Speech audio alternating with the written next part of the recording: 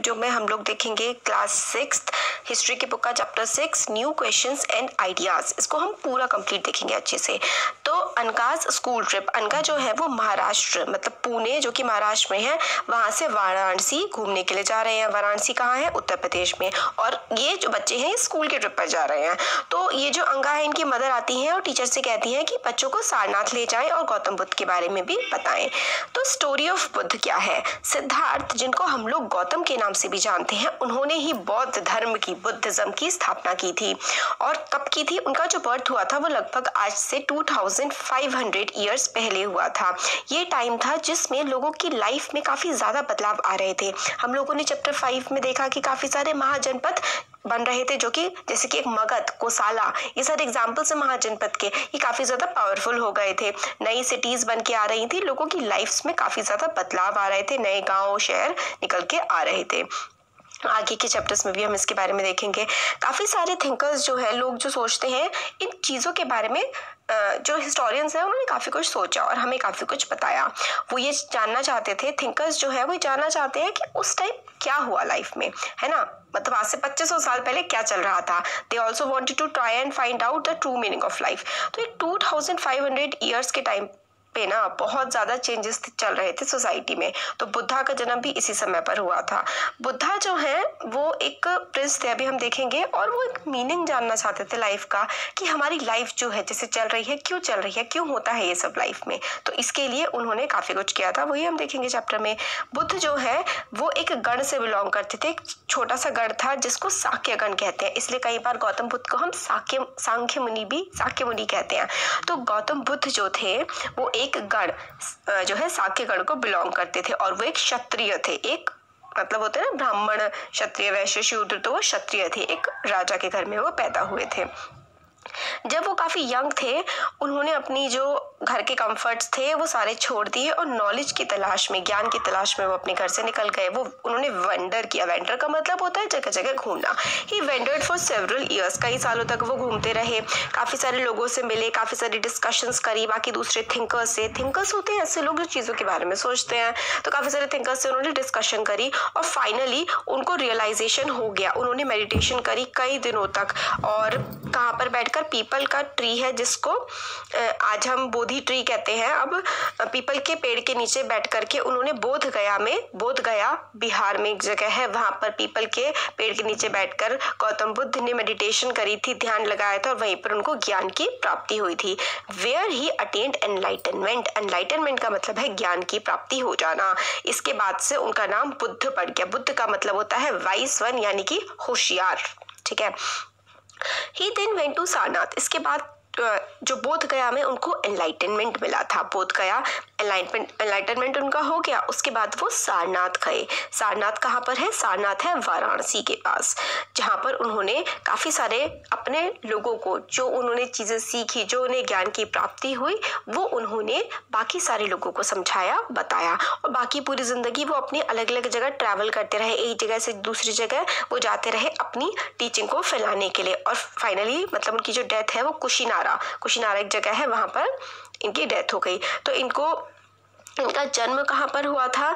जन्म जो है बुद्धा का नेपाल वाले रीजन में हुआ था। किस गढ़ में? साक्यगढ़ में। और फिर ये बोध गया बिहार में इनको एनलाइटनमेंट मिली, और ये कुशीनारा में इनकी डेथ हो गई।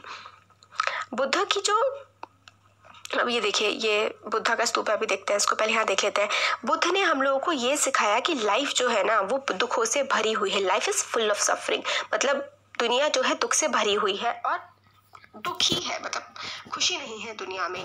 और उन्होंने बताया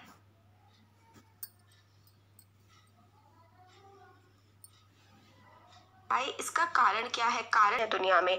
और उन्होंने बताया इसका कारण क्या है, कारण है क्रेविंग्स एंड डिजायर। मतलब पूरी दुनिया दुख से क्यों भरी हुई है? क्योंकि हमारे मन में बहुत ज्यादा डिजायर्स है, बहुत ज्यादा इच्छाएं हैं, भाई ये भी चाहिए, वो भी चाहिए, और हमें जो चीजें फिर मिलती नहीं है, और अगर तो मतलब हम लोग दुखी हो जाते हैं। तो हम लोग दुखी क्यों होते हैं? क्योंकि हमारे मन में बहुत ही ज्यादा इच्छाएं हैं, इस वजह से हम दुखी रहते हैं। This is caused because we have cravings and desire. हम लोग की इच्छाएं बहुत ज्यादा है, इसकी वजह से हम लोग दुखी रहते हैं। Which often can not be fulfilled, जो ज्यादातर हम लोग पूरी नहीं कर पाते। Sometimes even we get what what we want. कई बार हम जो चाहते हैं वो मिल भी जाता है, फिर भी हम सेटिस्फाई नहीं हो पाते हैं। अच्छा ये वाली चीज मिल गई, अब हमें ये चाहिए। जैसे कि आप बहुत टाइम से हो सकता है अपने पेरेंट्स से कह रहे हो कि हमें पहले वॉच चाहिए, आपको वॉच मिल जाती है तो आपको कोई साइकिल चाहिए होती है, साइकिल मिल जाती है तो कुछ और चाहिए होता है। तो हमारी इच्छाएं कभी भी पूरी नहीं होती और इस वजह से हम दुखी रहते हैं एंड वांट इवन मोर, और हम ज्यादा से ज्यादा पाने की कोशिश करते रहते हैं। बुद्धा ने डिस्क्राइब किया दिस एज थर्स्ट और तन्हा। बुद्धा ने जो हमारी बार बार चीजों को लेने की इच्छा होती है ना कि ये भी मिल जाए वो भी मिल जाए, बुद्धा ने इसको तन्हा या फिर थर्स्ट कहा। He thought that this constant craving could be removed by following moderation in everything। तो उन्होंने कहा ये जो क्रेविंग है ना, क्रेविंग का मतलब होता है इच्छा, ये जो इच्छा है कि भाई सब कुछ हमें मिल जाए या ये मिल जाए वो मिल जाए, ये कैसे हटाया जा सकता है, किस तरीके से हटा सकते हैं?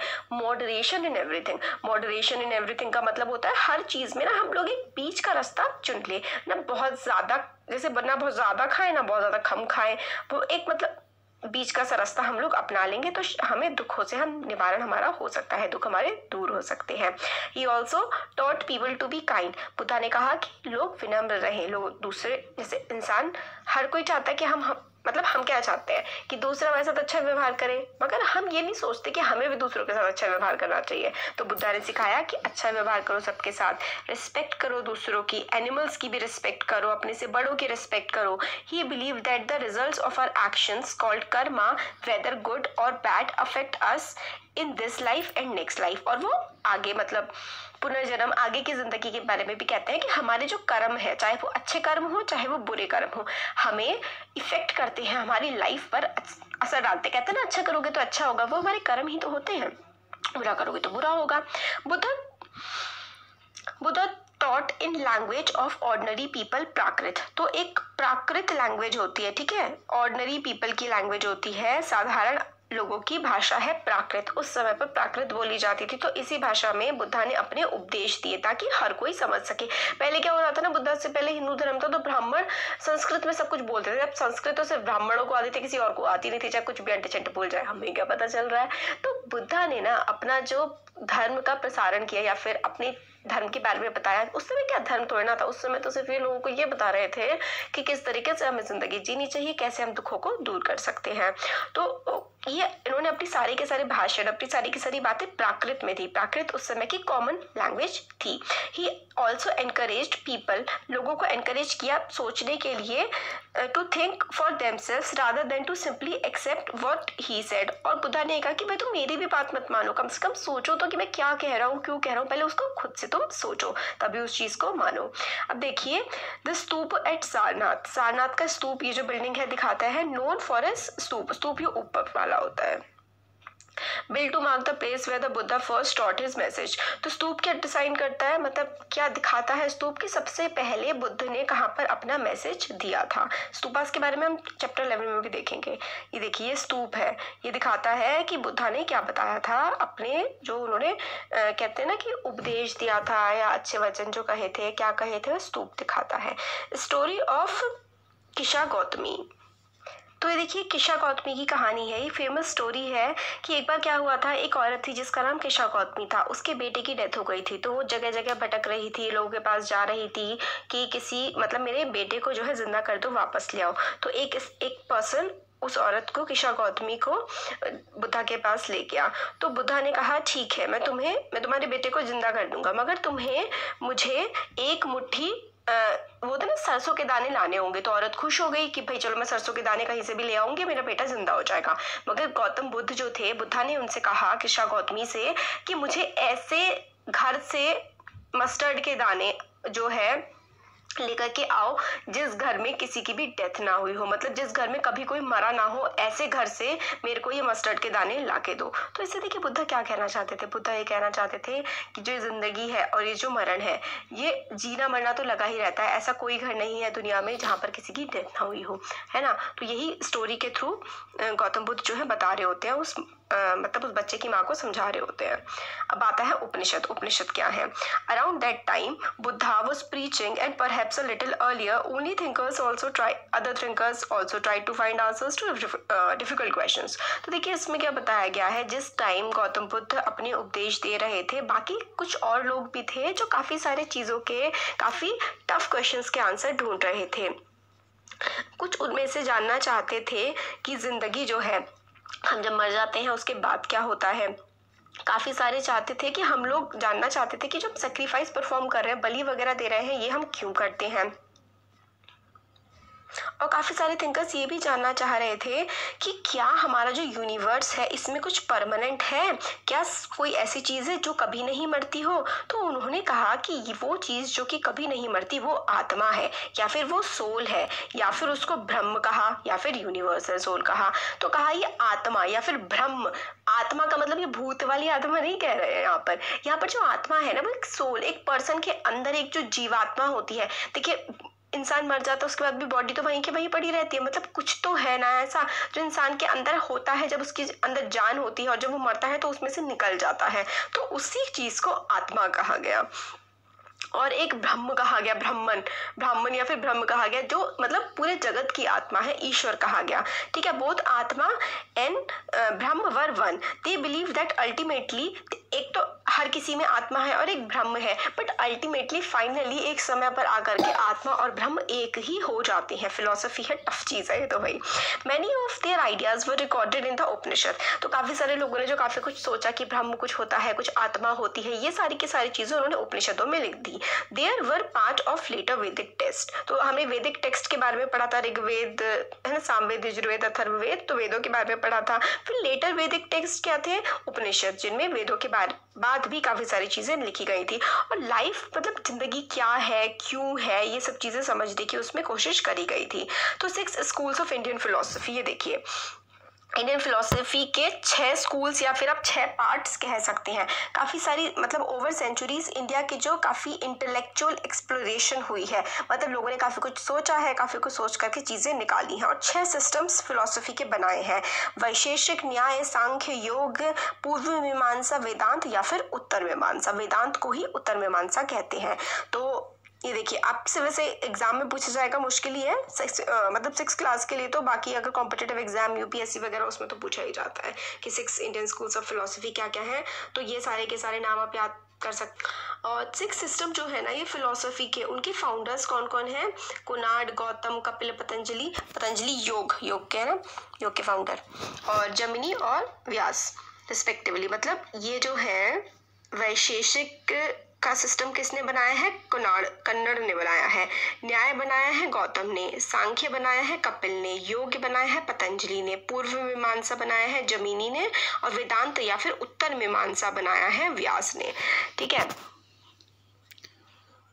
ये जो फिलोसफीज हैं आज भी हमारे देश में इनके ऊपर ही काफ़ी ज़्यादा चर्चाएं चलती रहती है। जर्मन बॉर्न ब्रिटिश आइडियोलॉजिस्ट जो थे Friedrich Max Muller has observe that 6 systems of philosophy were developed over many generations with contributions made by individual thinkers. तो उन्होंने कहा ये जो 6 सिस्टम थे ना फिलोसफी के, कई सदियों तक बने हैं। जैसे कि ऐसे करके सपोज करिए आज आपने कुछ कहा, फिर आपके बेटे ने कुछ कह दिया, फिर उसके किसी फ्रेंड ने कह दिया, फिर आपके उसके किसी बच्चे ने कह दिया, तो इस तरीके से मतलब चेन चलती रही कि अच्छा मीमांसा में ऐसा है, फिर लोगों ने उसके बारे में सोचा, उस पर और लिखा, इस तरीके से चीज़ें आगे बढ़ती रही होंगी। और आज हम लोग देखते हैं एक harmony, understanding of truth although they seem distant from each other. मतलब ये 6 की 6 फिलोसफी में एक समानता हमें दिखती है, बजाय कि ये काफ़ी ज़्यादा एक दूसरे से भिन्न भी है। अब देखिए आता है द वाइज बेगर, एक और स्टोरी हमें बताई जाती है। तो एक स्टोरी है वाइज बेगर की। एक बेगर जो, ये कहाँ से हम लोगों को मिलती है, ये कहानी उपनिषद से मिलती है, चंडोग्य उपनिषद से। ठीक है, तो इसमें क्या था, एक ये शौनका और अभी प्रातरिन, तो हम इसको एस और ए मान लेते हैं, बहुत ही टफ नाम है, स्टोरी है, सुनिए बस आप लोगों ने। तो एस और ए ना खाना खा रहे होते हैं बैठ के, तो एक बेगर, एक भिखारी, बेगर का मतलब होता है भिखारी आ जाता है और इन लोगों से कहने लगता है कि तुम मुझे खाना दे दो। तो ये एस और ए बोलते हैं कि हम तो तुम्हें खाना नहीं दे सकते हैं। तो जो बेगर होता है ना वो कहता है कि क्या ये सारा का सारा खाना और ये सारी की सारी सृष्टि ईश्वर की नहीं है, एक यूनिवर्सल सोल की नहीं है, सब कुछ एक ईश्वर का ही तो है, और जो मैं हूँ वो आप हो। तो वो लोग कहते हैं कि हाँ बिल्कुल सही बात है। तो वो कहते हैं, तो बेगर इन दोनों से कहता है ऐसो रे से, तो क्या अगर आप मुझे खाना नहीं दोगे, मुझे खाना देने से मना करोगे, तो आप उस यूनिवर्सल सोल को, यूनिवर्सल सोल जो एक शक्ति हर किसी में विद्यमान है, आप उसको खाना देने से मना नहीं कर रहे हो? तो ये कहते हैं हाँ बिल्कुल सही बात है, और फिर ये खाना दे देते हैं बेगर को। तो वाइस बेगर की ये कहानी है, कुछ जितना आपके सिलेबस के लिए इतनी इंपॉर्टेंट नहीं है, बस एक कहानी बताई गई है। हाँ, तो इसमें ये बताते हैं, यहाँ से अब देखते हैं कि उपनिषद क्या है। उपनिषद में आत्मा और ब्रह्म के बारे में लिखा गया है।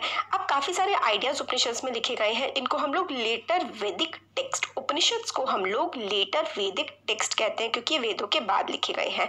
उपनिषद का लिटरल मीनिंग, मतलब अगर इसका हम शब्द को भेद करके देखें तो इसका मतलब होता है अप्रोचिंग या फिर सिटिंग नियर, मतलब पास में बैठकर लिखना। And the text contain conversations between teachers and students, और ये जो लिखा हुआ है ना, इसमें हम लोग को कन्वर्सेशंस मिलती हैं, बातचीत मिलती है टीचर के बीच में और स्टूडेंट्स के बीच में। अफन आइडियाज वर प्रेजेंटेड थ्रू सिंपल डायलॉग्स, और मतलब बातचीत टाइप की होती है, और डायलॉग सिंपल से डायलॉग्स के फॉर्म में चीज़ों को समझाया जाता है। ज़्यादातर उपनिषदिक थिंकर्स जो थे ना, वो आदमी हुआ करते थे, ब्राह्मण हुआ करते थे, या तो राजा होते थे।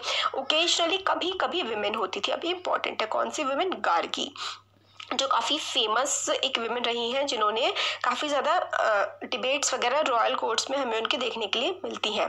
पुअर पीपल को बहुत ही हम कम देखेंगे इस तरीके के डिस्कशंस में पार्ट लेते हुए। एक फेमस एक्सेप्शन है सत्यकामा जबाला। अब देखिए, जो एक्सेप्शंस होते हैं वो हमेशा इंपॉर्टेंट होते हैं। तो उपनिषदिक थिंकर विमेन गार्गी, और पुअर थिंकर वो भी बहुत कम होते थे, सत्यकामा जबाला ये पुअर थिंकर थे, उपनिषदिक थिंकर थे बट काफ़ी पुअर थे।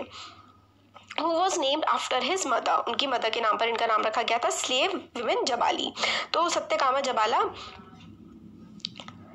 इनमें काफ़ी ज़्यादा डिज़ायर थी कि सच्चाई के बारे में जाने। Was accepted as a student by a Brahmin teacher name Gautam. तो गौतम एक ब्राह्मण टीचर थे, मतलब महात्मा बुद्ध का नाम भी गौतम था, वो नहीं, एक अलग टीचर थे। इन्होंने सत्यकामा जबाला को अपना एक स्टूडेंट रख लिया था, और काफ़ी ज़्यादा इम्पॉर्टेंट थिंकर ये भी बने थे। Many of the ideas of Upanishads were later developed by the famous thinker Shankaracharya. Shankaracharya के बारे में 7th क्लास के जो लास्ट चैप्टर्स है ना, भक्ति मूवमेंट वाला चैप्टर्स है, उसमें पढ़ा आएगा शंकराचार्य के बारे में। तो उपनिषद से हम लोगों को आत्मा के बारे में, ब्रह्म के बारे में, और बाकी सारे जो 6 स्कूल्स ऑफ फिलोसफी हैं, जैसे कि सांख्य, योग, है ना, इन सब के बारे में, मीमांसा, उत्तर मीमांसा, पूर्व मीमांसा वगैरह के बारे में हम लोग को उपनिषद से पता लगता है।